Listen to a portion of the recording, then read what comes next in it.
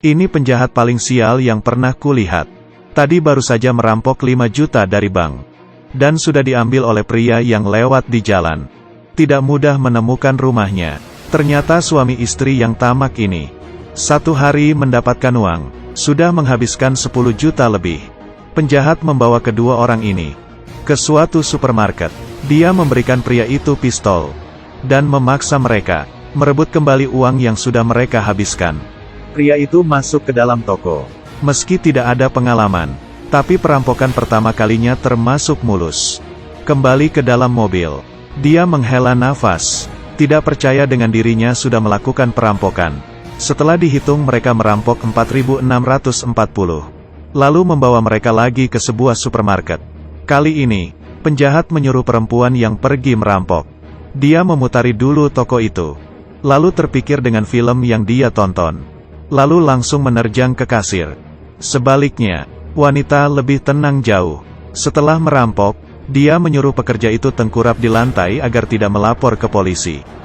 Sebelum pergi pun masih mengambil sebungkus makanan. Lalu kembali ke mobil.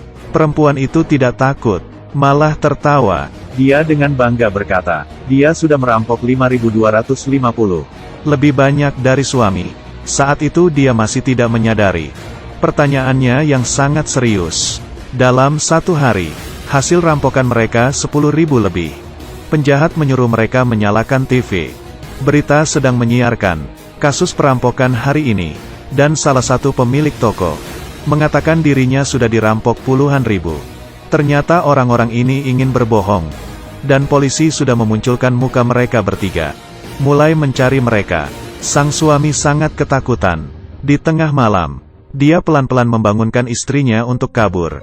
Siapa sangka penjahat dari awal sudah duluan menunggu di sana. Keesokan harinya, mereka melanjutkan perampokan di supermarket. Suami istri ini sudah mulai terbiasa. Sekarang suami sudah bisa dengan tenang masuk ke supermarket, dan menyuruh pemilik toko memasukkan uang ke dalam kantong. Proses perampokan itu hanya perlu 1 menit. Kembali ke mobil, suami mengarahkan pistol. Dia sepertinya tergila-gila dengan perasaan menggunakan pistol. Dan istri lebih bahagia. Dia seperti perampok yang profesional.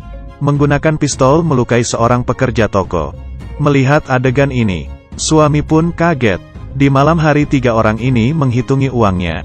Masih kurang 50.000. Menyalakan TV, polisi telah menentukan. Kasus perampokan beberapa hari ini dilakukan oleh orang yang sama. Jika ditangkap akan dipenjara minimal 20 tahun. Sang suami akhirnya tidak tahan lagi. Dia ingin melawan si penjahat. Tapi dia sama sekali bukan tandingannya.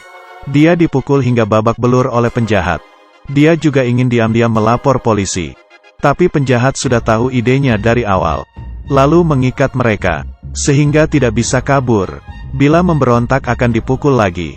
Melihat suaminya yang begitu sengsara, sang istri mulai berdandan. Menjadi wanita yang cantik di tengah malam. Lalu pelan-pelan berlutut di depan si penjahat. Di bawah musik dan suasana. Penjahat juga tidak bisa menahannya. Lalu mendekatkan mukanya.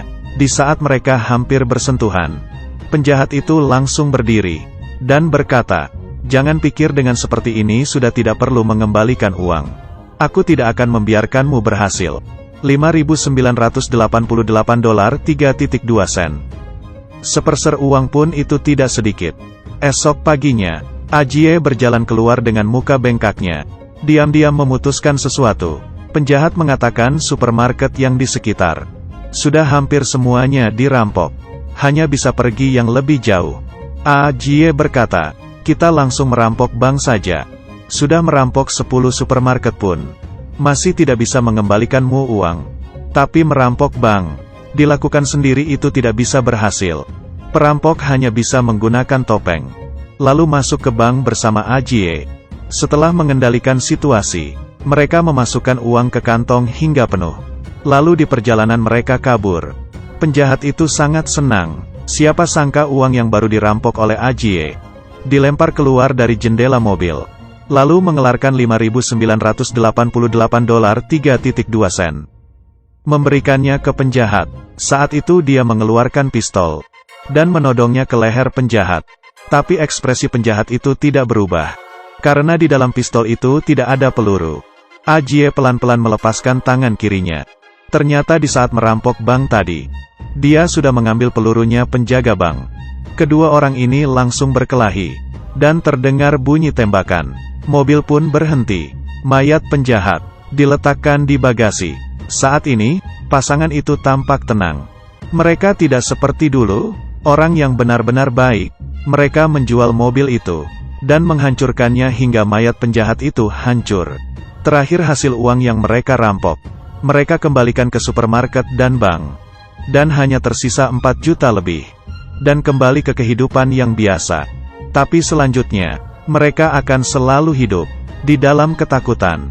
Dan penjahat itu sangat tamak. Demi mengejar kerugian yang hanya beda sedikit, dia membawa 2 orang yang baik menjadi pembunuh berdarah dingin. Terakhir dia juga kena karmanya sendiri. Orang mati demi uang, burung mati demi makanan. Baik dan jahat sering berada dalam satu pikiran. Awal yang tidak adil, ditakdirkan untuk tidak memiliki akhir hati nurani yang jelas.